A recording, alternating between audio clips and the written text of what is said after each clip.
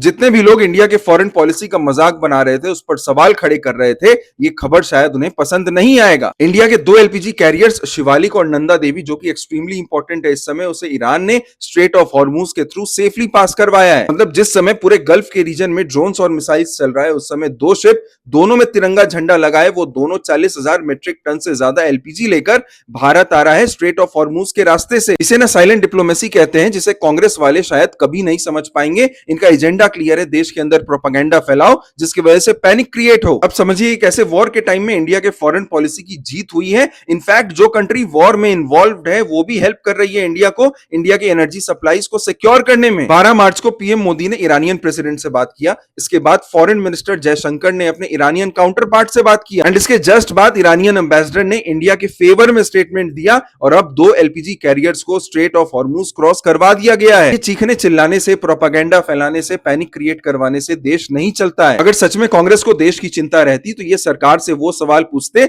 जो इस वक्त देश के लिए सबसे ज्यादा जरूरी है। भारत अपना एनर्जी सप्लाई चेन कैसे डाइवर्सिफाई कर सकता है, लॉन्ग टर्म एनर्जी इंडिपेंडेंस के लिए सरकार क्या कर रही है एंड ऐसे जियोपॉलिटिकल शॉक से बचने के लिए भारत फ्यूचर में कैसे प्लान करेगा। ऐसे कई सारे सवाल है जो as a responsible opposition party Congress को ये सरकार से पूछना चाहिए था, लेकिन नहीं, इनका एजेंडा क्लियर है, लोगों को बरगलाओ और अपनी राजनीतिक रोटी सेको।